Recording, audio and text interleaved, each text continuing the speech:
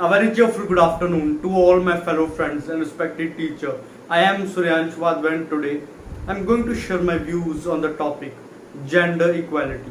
So when I started writing my speech, the first thing that came to my mind was I used this speech as an opportunity to give this much needed message on gender equality rather than just a formality to complete the Saturday's activity.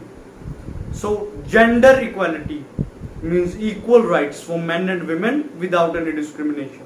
A learned definition that we have heard thousands of times, and all of us have heard a lot of speeches emphasizing that women are not equal to men. And I personally believe that women can never be equal to men. They never were and they can never be. I believe that women have always been superior than us because she is a perfect homemaker, she is a perfect mother, and today she is perfect at her profession. And a man can't bear as much responsibilities as a woman can. And according to me, woman is the only soul on this planet which has the right to carry another soul. If you ask Suryansh, all these qualities kept aside, but how a woman can stand herself up financially in this highly competitive world? Then I have something for you.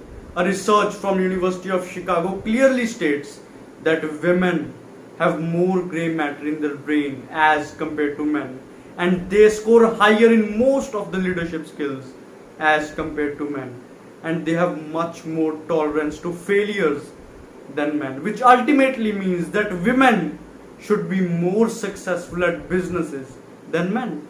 Now just have a look at the list of billionaires of this world. What do we find? You will hardly spot any women.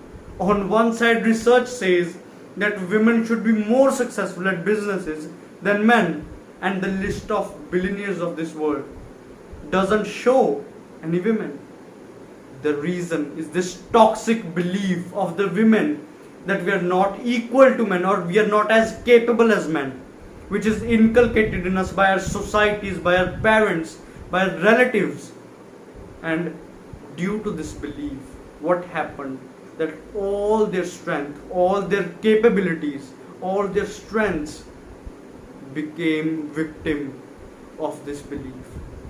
The problem today with women is not this discrimination, is not unequal rights, is not the lack of opportunities. The problem is this toxic belief, and unless and until, ladies and gentlemen, we won't eradicate this belief out of our societies, out of our mindsets, we won't be able to give women what they demand and what they deserve.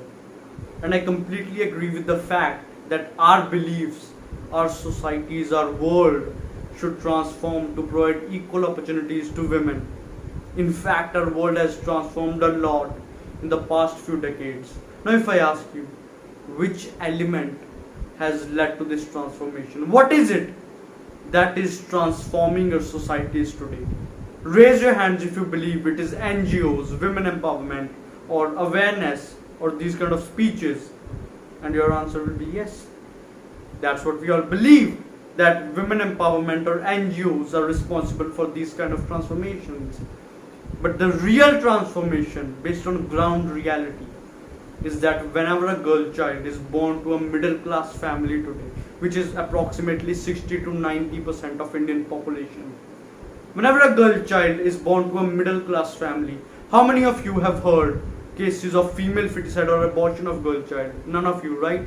Or even if there are cases, the number is practically negligible. So what that means is we transformed our societies from an era of abortion of girl child to today acceptance of girl child, even though the acceptance is not as joyful as it were a boy, but it is acceptance.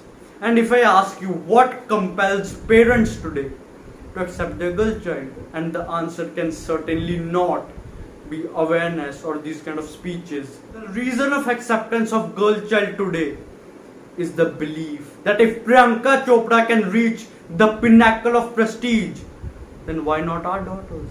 If Kalpana Chawla can soar through the boundaries of sky, then why it can't be our daughter?